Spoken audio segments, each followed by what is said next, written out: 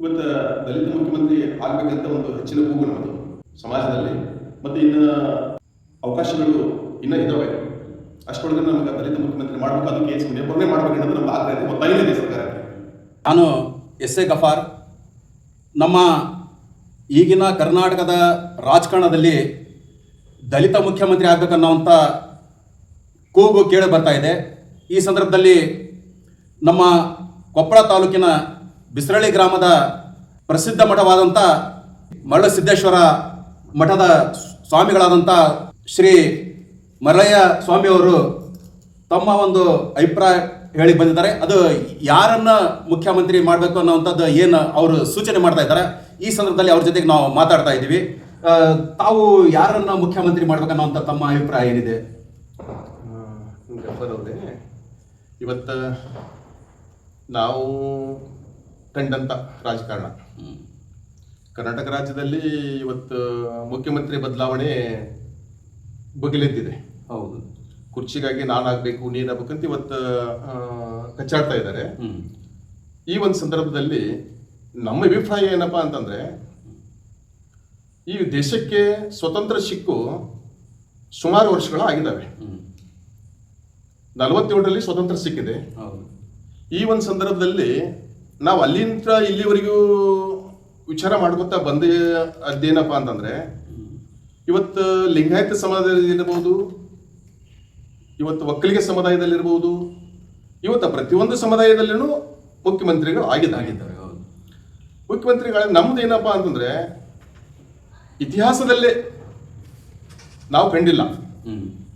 ಆ ಒಂದು ಸಂದರ್ಭ ಈಗ ಬಂದಿದೆ.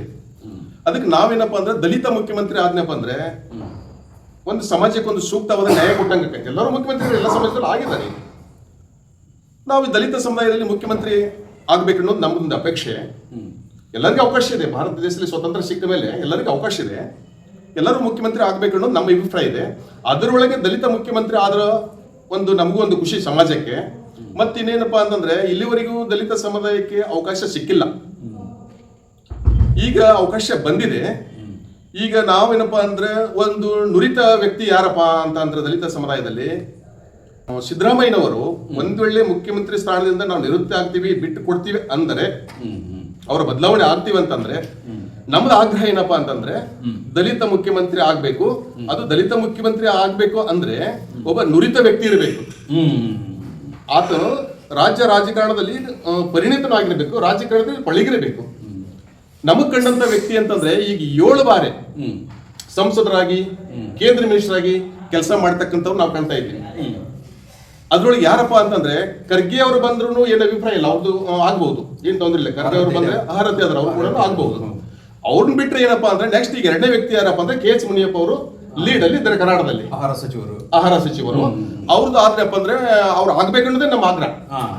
ಆಕ್ಚುಲಿ ಅಂತಂದ್ರೆ, 1ನೇ ಸ್ಥಾನ ಯಾರಿಗೆ ಕೊಟ್ಟಿದೀವಿ ಅಂದ್ರೆ ಖರ್ಗೆ ಅವರು ಕೊಟ್ಟಿದೀವಿ.